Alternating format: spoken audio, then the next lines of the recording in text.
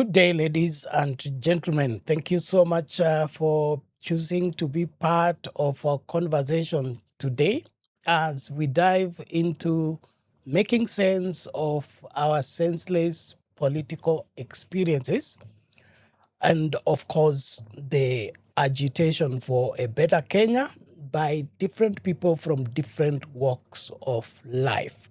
We call upon you to be an extension of what you're doing right here, right where you are, by ensuring that you invite in as many as possible to join and fully participate into the show. Of course, your comments, your questions are invited in the comment section.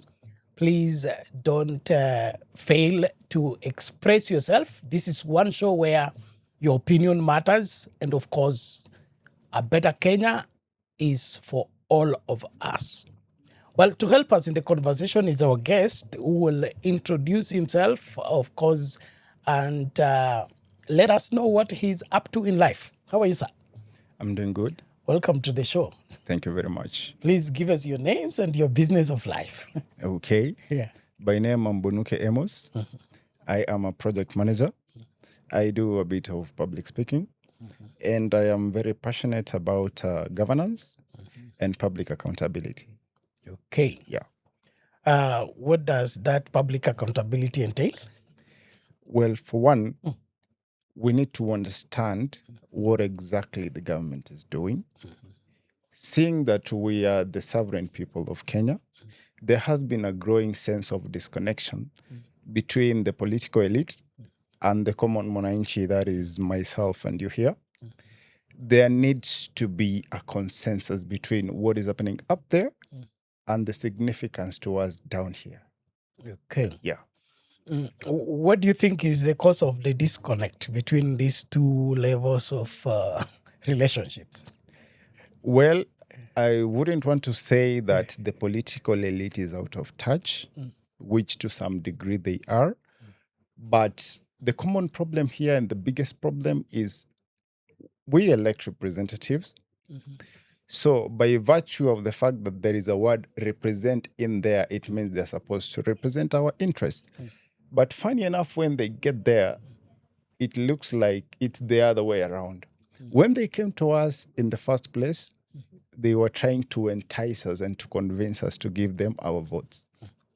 When they get to office, which we enable them to do, by the way, now we try to entice them and to convince them to serve us back. Beats logic.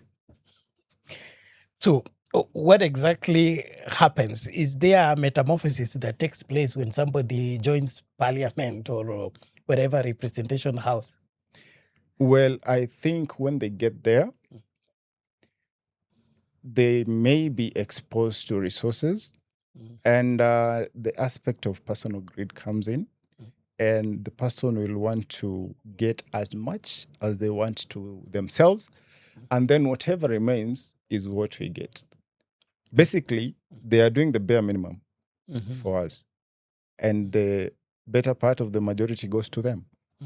It's supposed to be the other way around. Okay. And so this could be the reason why there is agitation, unrest, and of course resulting into demos. Yes. You see, the first time the Gen Z hit the streets, it was because of the very contentious finance bill of 2024, in which the government, or let me say the people in power, they seek to get more from us than we could possibly give, which caused the agitation. I'd like to say the situation has always been there, but this one was the final straw that broke the camel's back. And that was the onset of the demos. Okay. So these demos, of course, they have become phenomenal. And we just had, is it the third commemoration of the same? What actually is the stand of the Gen Z in putting forth these demos in terms of, is it just the finance bill or there is more to this? Well, like I said, Yes. the finance bill was the straw that broke the camel's back. The camel had been suffering with a lot of load, but then now this is the one that broke it. Okay. And after this, it gave rise to very many concerns that were being overlooked. You see, the finance bill came and passed, but then the agitation is still there. And if you were to ask me, I'd say it's a good thing because now the young generation is more concerned about the welfare of the governance. And when we look at what is happening in other states, and if we are to go back to history, most of the countries were built on the intellect of the young people. Now, when the young people tend to stay back on matters governance, well, the people in power may take advantage because now the strongest arm that can arm wrestle them to accountability is dormant. And I believe that is what we need to have right now as a nation. Let us look at the other protests that were there before. You see, these protests were more on the lines of politics and tribal basis. We have the common, used to be Machos Tuesdays.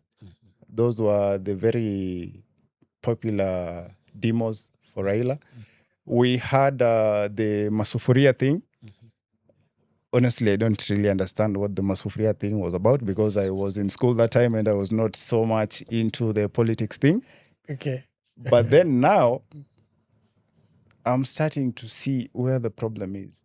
And I believe everybody else, especially the youth, should get involved. And the political elite know that that is their biggest threat. Okay. Yeah. Now, in your understanding, is demonstrations and protests the appropriate response to the negligence of the administration? Well, unpopular opinion, no. Mm-hmm. No. Because the demos at first, they created pressure. But without an institutional backing, well, the pressure will dissipate at some point, which I think it is happening. Number two, the system that we have at first was shocked by the demos because this one hit them in the most unconventional manner ever. But what has happened and what I think we should now focus on is that the system has adapted and it's absorbing the pressure. Because we've had waves of demonstrations. Because after the one for finance bill, there was the other one for police brutality, which was paradoxical or ironic. I don't know how you choose to look at it. We cannot have Kenyans on the streets protesting against police brutality. And then in that protest, which is against the police brutality, someone gets shot in cold blood in front of cameras. I think that was probably one of the dumbest things we've ever seen from our policing force. Or I'm not sure how they work during the demos, because that is also another conversation we are supposed to have.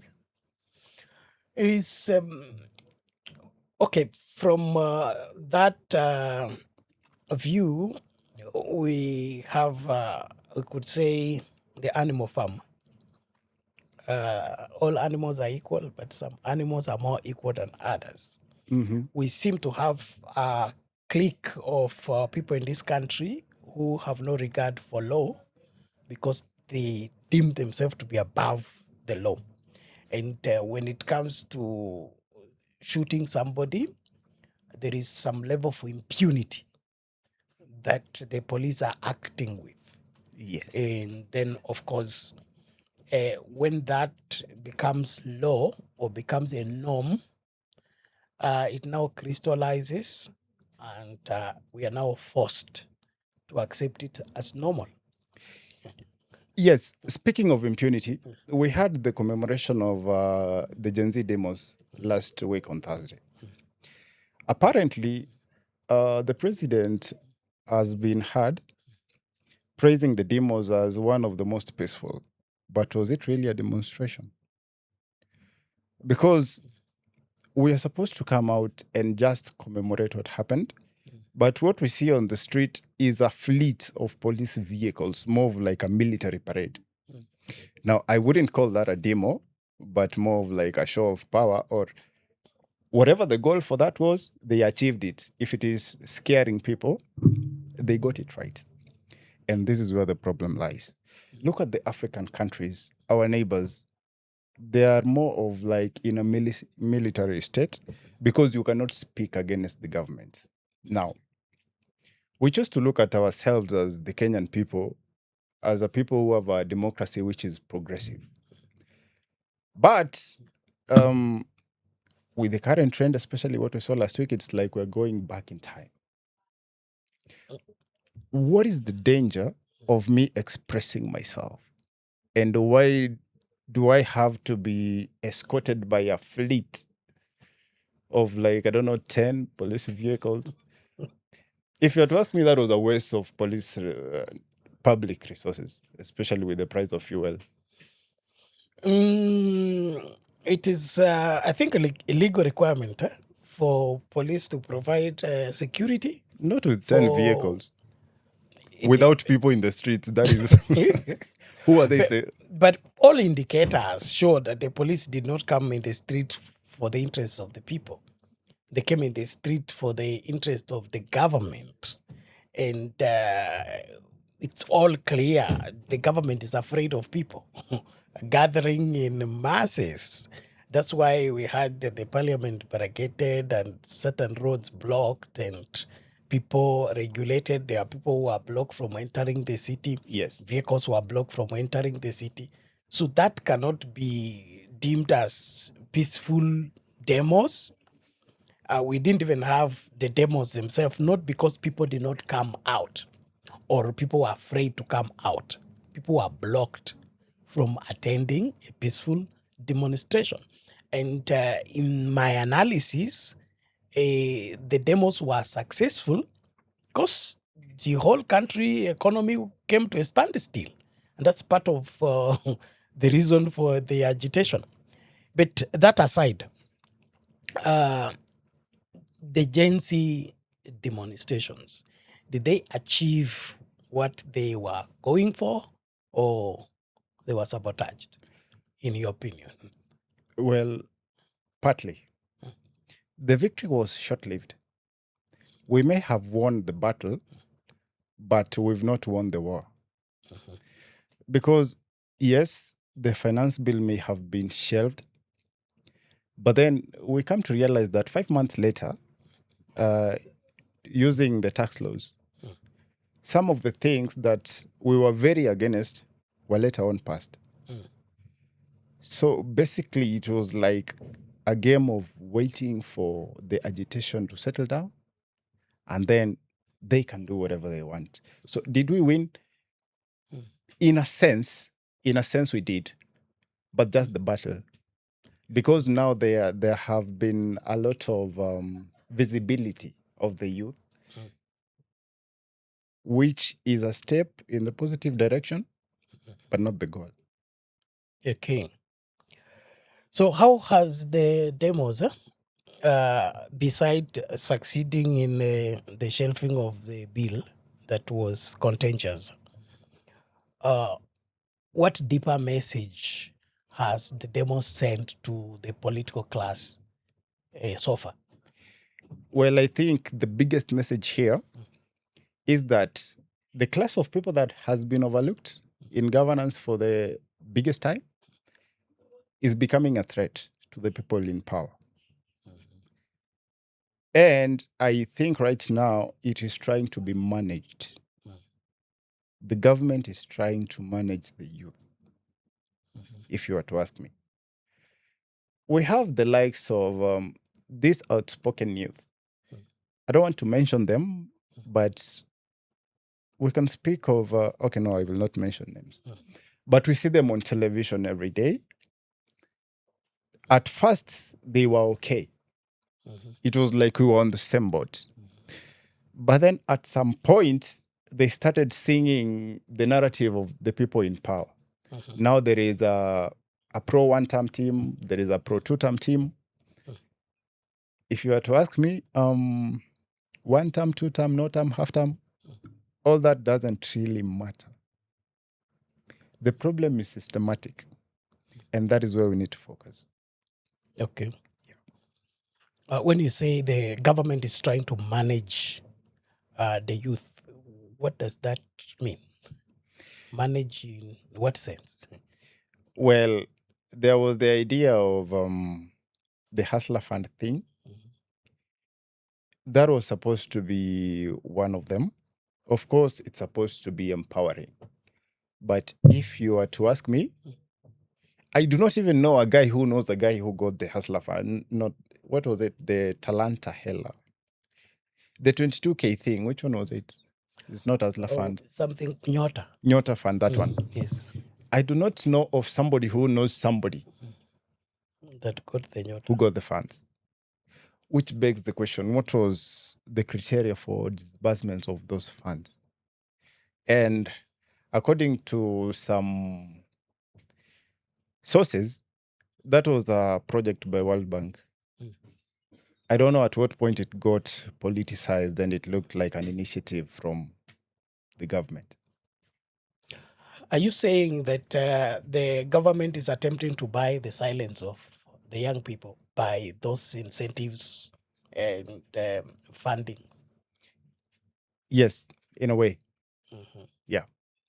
What Because when we look at these people who are really outspoken, the youth who are really outspoken, I don't know how they find a way of trying to get to one side of government or the other. And it is something that has been happening, which brings me back to the point that I made. The problem is systematic.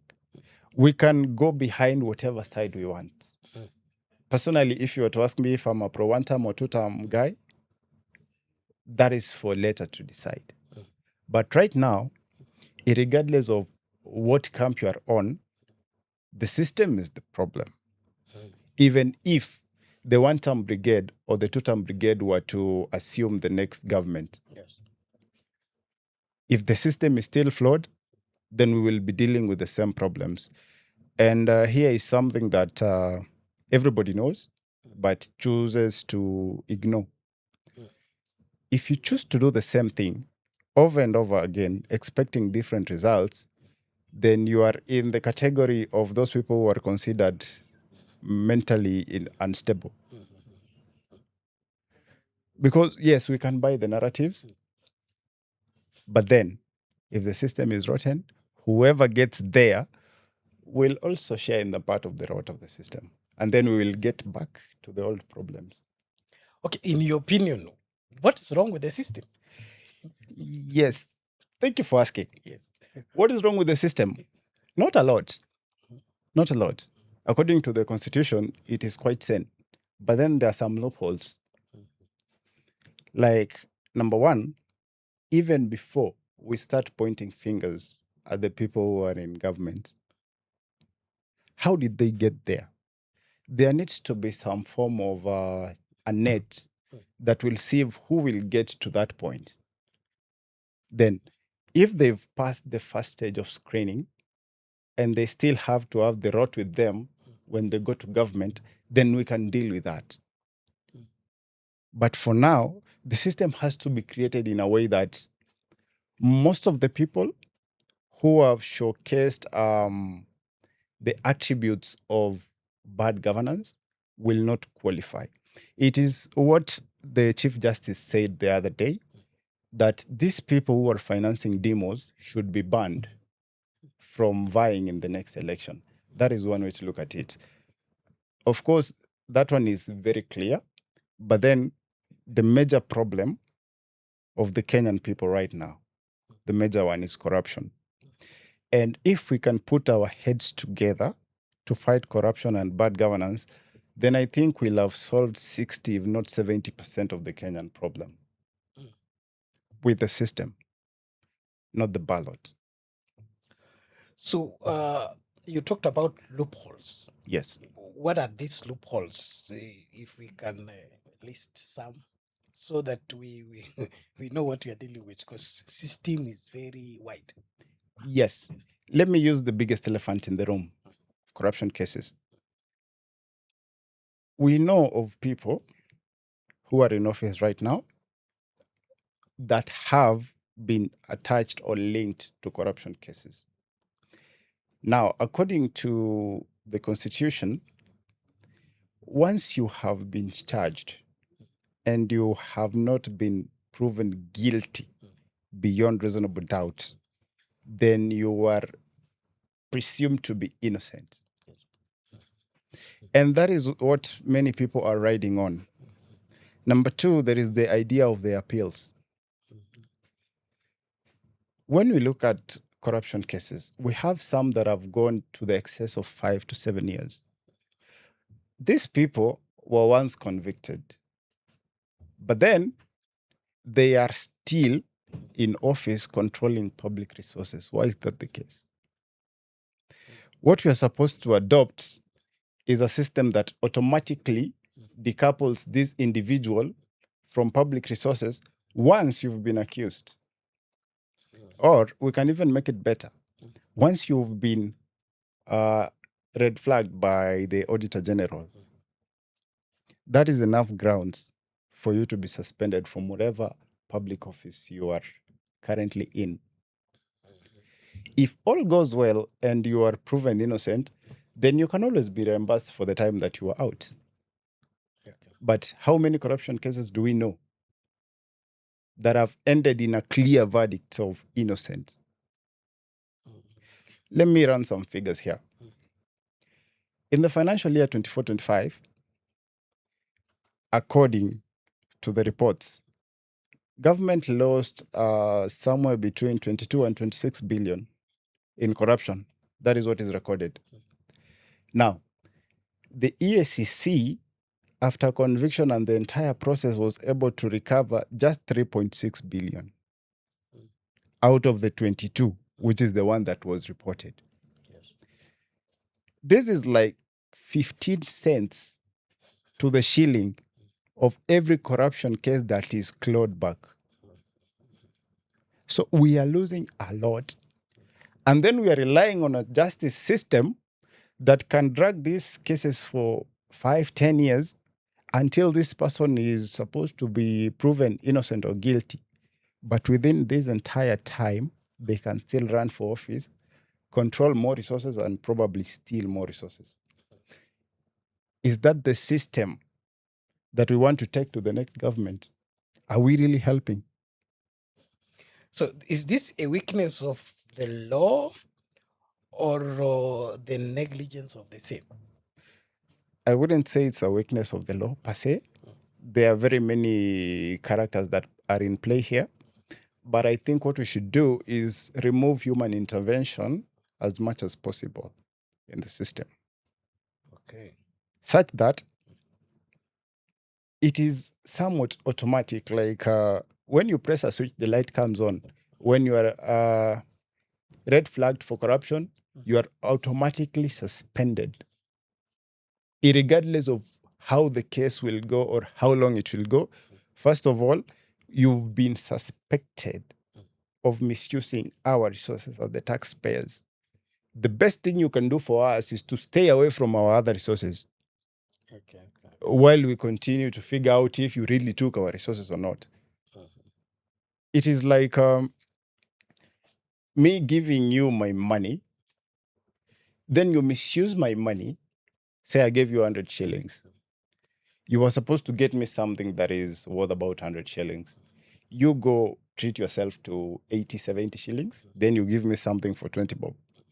And because I cannot prove that you indeed use the 70 shillings for your own good, I can give you another 200 or 1,000 to go do the same. To go and investigate to get the 70. Yes, I think at this point, I am the fool to allow you to take my money and repeat the same thing. Yeah. So, in your view, as a young person, what do you recommend when it comes to handling this elephant in the room, corruption. Uh, are we supposed to, you suggested that as soon as you are mentioned, you are removed from office. Automatically, yes. How do you intend to make that happen? Are we going to change the law, or we just going to give presidential order? No, it's not supposed to be a presidential order. In fact, it's not even supposed to come from the president. It's supposed to emanate from the system. And one way we can do that is to bypass the ODPP. Because even when you look at the Senate Accounts Committee, when governors go there to be grilled, a lot of misappropriation of funds has been noticed there. But after that, after the entertainment with the grilling and how people fail to answer questions and all that, what is the next step that happens? Then it has to go back to the ODPP, and then the ODPP will decide if it is worth going to prosecution or not. That is the biggest loophole here, even before we come to the appeals and the appeals and the appeals. Okay. It should be automatic, regardless of where it comes from, by the way. If the Senate Accounts Committee has found you wanting, that is more than enough grounds. If it is the Auditor General, that is more than enough grounds. If it is the DCI or wherever else the red flag will come from, you are supposed to immediately step back for investigations. And by the way, if that were to happen, it would be better, because now they would push for the investigations to be finished quickly so that they can assume office. Because, assuming you've been suspended, say in the first year of government in a 5-year term, you've been suspended, you would want to push the case to go as fast as possible so that you can assume you can go back to your office.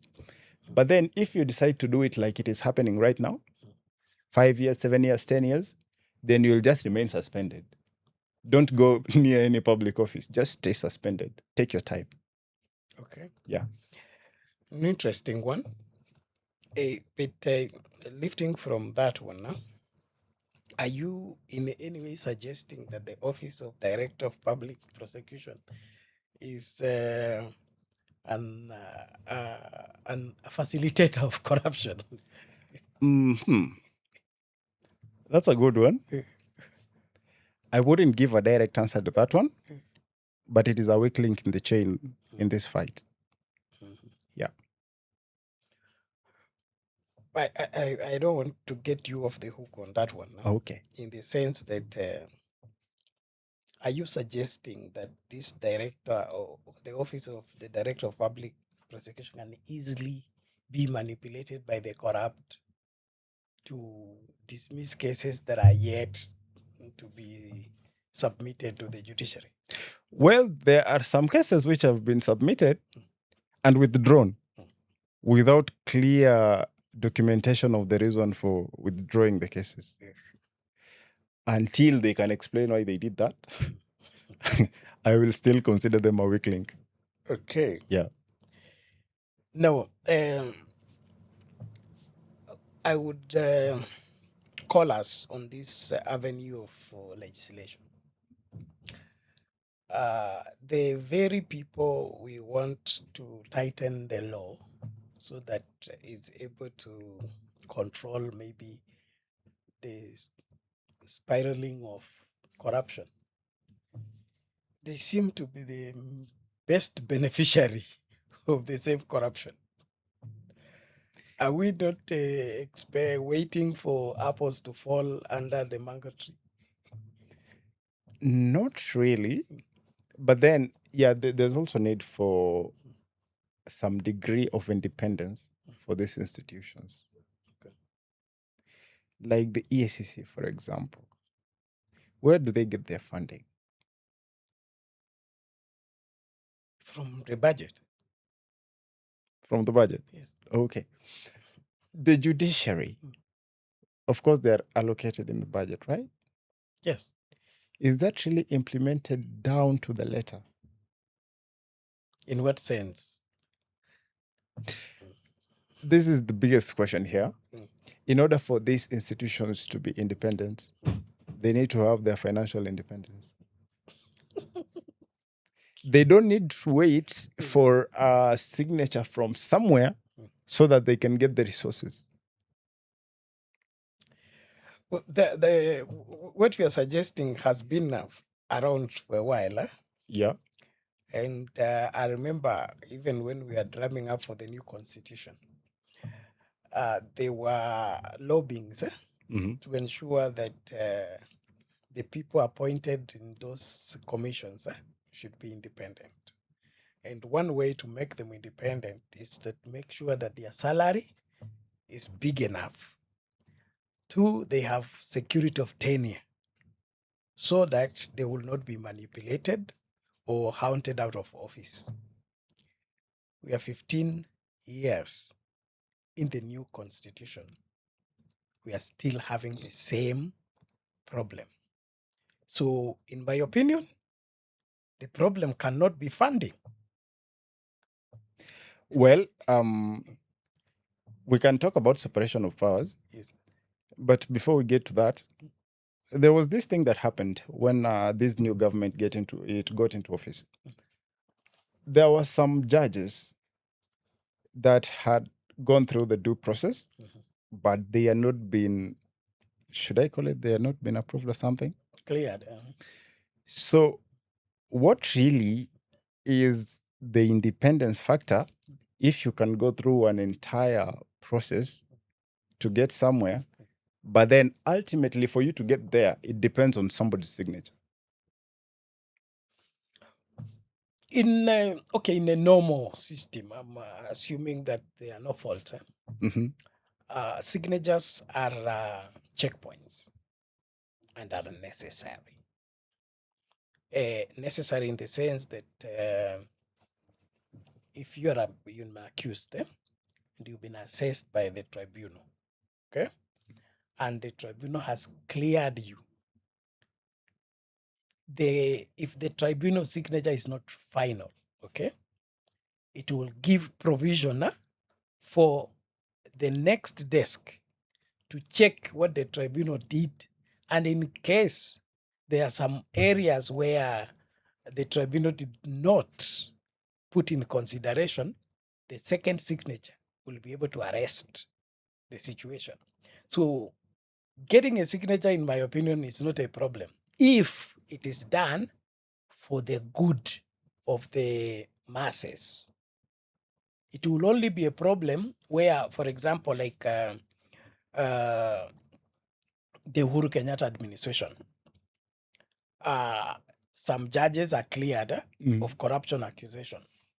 Then when they are submitted for the swearing in, according to the rumor, this was just rumored, that some intelligence that was given to the president that implicated them. So the president refused to approve them for the swearing in. Okay? In the interest of what? The Kenyan people. That to me is a good move. The bad move is when people have been implicated for corruption, then your signatures used to clear them so that they go back to the public to deprive the public. Well, the way I look at it, Yes. that is a system of checks and balances, which can be manipulated either way. How? It can be used for the good and the bad also. Explain. Because look at it this way. If this is, say, the second to the last phase of the process, and then apparently some new information appears in the last stage, which affects the entire process. Well, that information, is it verifiable? Because it can be used for both. That is why I think there needs to be some serious ways of automating the system. We don't really need to rely on as much of human intervention, especially in the fight against corruption. It has to be systematic. that automation process and human intervention is not a new debate. It has been with us, especially in relation to elections. The 2007 elections was chaotic, that even the chairman of the Electoral Commission did not know who won the elections. That's Okay? serious. He said it on camera, he did not know who won the elections. And so one of the things that pushed for the doing away of the Electoral Commission then now the IEBC to come into effect, was that removing of the human intervention in the elections. We automate it, make it, electronic, so that we can remove these people who rig the elections. But you and me know that even with the automation and the removing of human intervention, we still have rigged elections, allegedly, 2013. We rigged 2017. We have perfected in 2022. And in 2027, it will be AI. We wait and see. Well, you see, the problem is we try and fix a problem by introducing a new problem. That is where the problem lies. In the issue of the contentious election of 2007 and the removal of the legal system and institution of IEBC, well, on paper, it looks like a good move. But we have this tendency for the presidents in office to always want a second term. At least all of them that have been in office since the new constitution, which is only one, by the way, he has served 2 terms. The predecessor served 2 terms. And the immediate president also thinks that it is his right to serve 2 terms. I think that is where the 2-term debate comes in. And someone will make an argument that is illogical, that Uhuru served his 10 years, Kibaki served his 10 years. Why do we want to deprive the sitting president of his 10 years? Well, for one, it is not a law. It is not a law that you need to go for 10 years. The presidential term is 5 years. Yes. And then there is also the fallacy that will come in the next few months of, I did this within this term. I need another 5 years to complete what I started. Well, I don't know why you made a manifesto for 10 years. That is your problem, not ours. But according to the Constitution, a term should end in 5 years. And we should also include performance metrics, that everybody in their manifesto that they made specifically for 5 years, they should have attained at least, we need to set the bar high, at least 80% of what they had intended to by the end of their term. And if we are supposed to include some midterm KPIs, then around 60% in the 3rd year. So this narrative that you need another term to complete what you started, that is their problem, not ours. I agree with you. Looking for an extension to complete what you started is in itself corruption. Yes. But on the same premise, you brought in the issue of manifesto. Yes. From where I see it, I have a problem with manifesto because I don't know how to enforce it. I don't know which law to use to take you to court that you promised us free education and you didn't deliver. Other than the fact that you lied. just hold on. Are you not seeing that the greatest deceit and running away from what is enforceable by the Constitution is the introduction of manifesto? Then we should institutionalize it. Because the Constitution already has, Mr. President, this is your role. Okay? Mr. Governor, this is your role. Mr. Senator, this is already spelled in the Constitution. Why should we introduce something else in between? Let's finish what the Constitution has said first. Then, if you do anything bonus, we'll congratulate you for it. But you ignore what the Constitution has said because you are finishing what you promised us. You have made your promise to be law at the expense of the main law. The thing is, whatever you promise the Kenyans should be in line with the Constitution. And I think at this point, there should be a way that after you've won that particular election, whatever you promised people has to be documented somewhere, which is legally binding. Documented somewhere. What do you mean is legally binding? I mean, the manifesto should be legally binding. It is not coming to tell us that you will give standard 1 students laptops just to please us. And that is what happening. That is what is happening widely. We sell to the people what we want them to hear, which is it is not far off from what Hitler did, by the way. I think that is now what we call the art of propaganda, selling lies, and then lying to cover up a lie. As long as what you are promising is not legally binding constitutionally, okay? Whether it's written, imagined, drawn, makes no difference because you will always get away with it because there's no law that binds you to the same. My argument as we conclude is, why can't we bind these people to their office?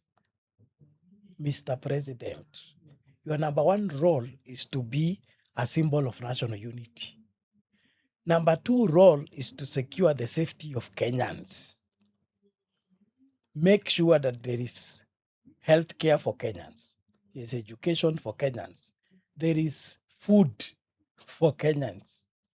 And Kenyans are free to do business anywhere safely and come home safely. That one, the Constitution backs me. If I demand it from you and you don't give it to me, I'm able to take you to court and prosecute you. But you promising me a car or promising me free things, it's nowhere. Well, for that particular one to work, then I think we should take it back to us now. We as the Kenyans should look at our pain points, and then whoever wants to lead us should be able to address our pain points. Some of them are highlighted in the Constitution, some are emerging. Then we can bind these into, it can be binding some way legally. Then that is where we will measure the performance from.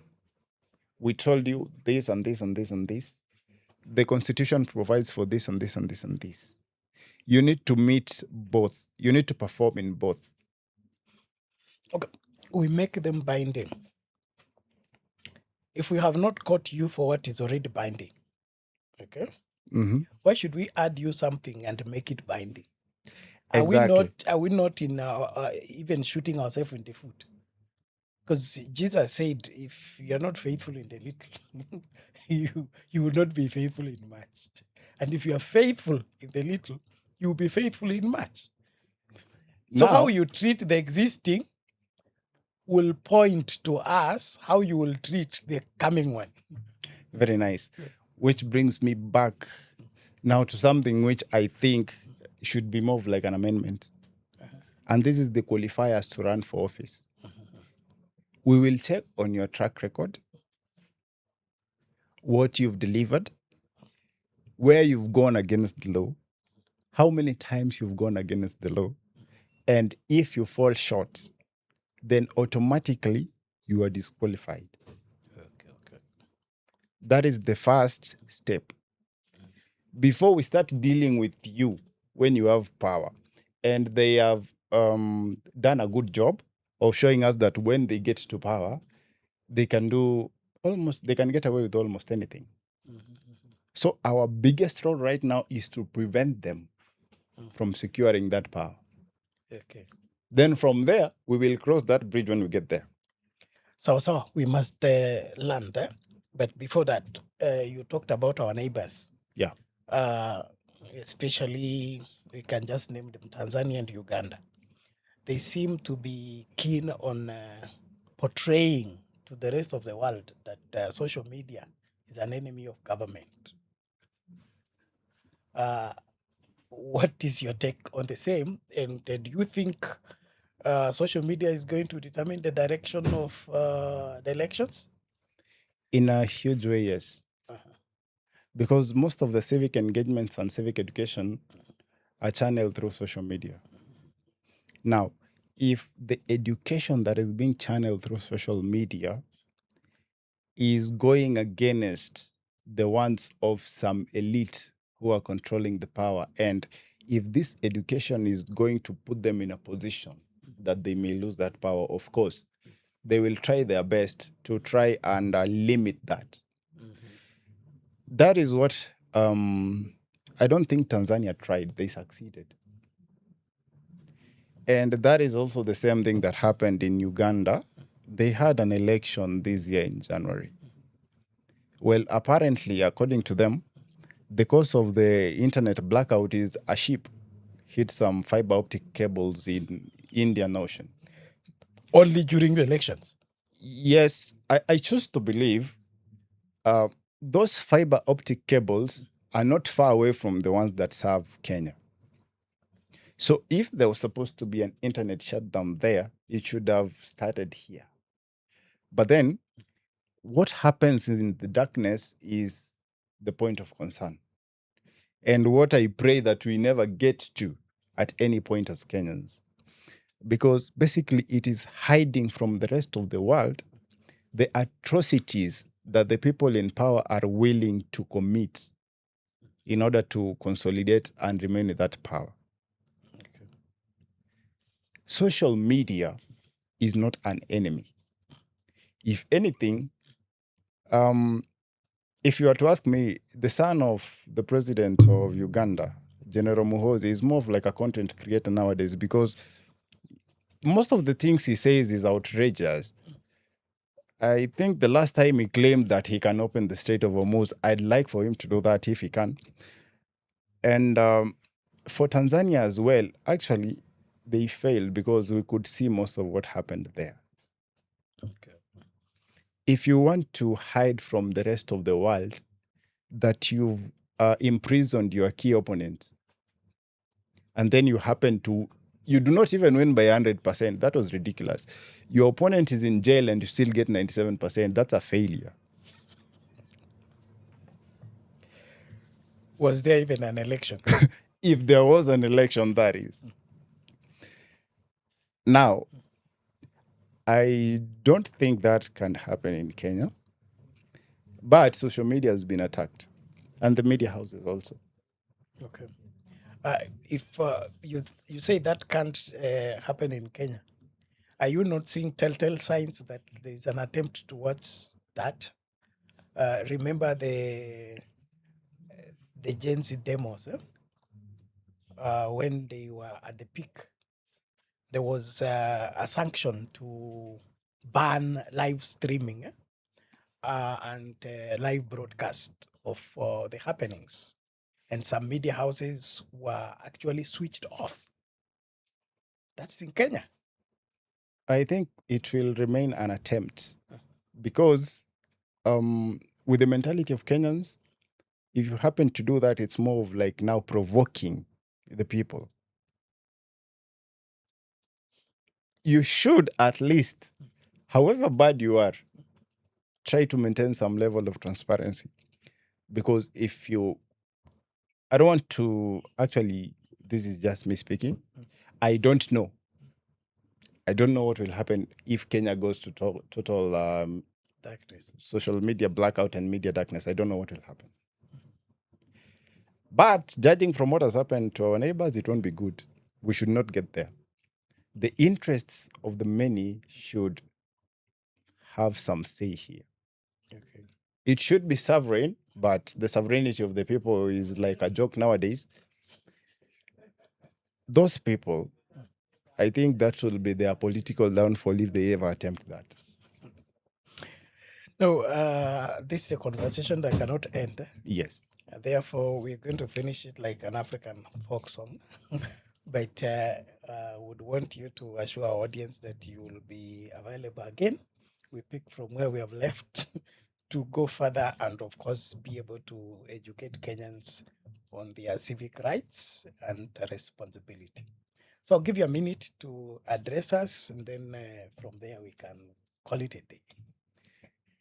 Well, to the people of Kenya, more especially the youth, this is what we should be doing right now.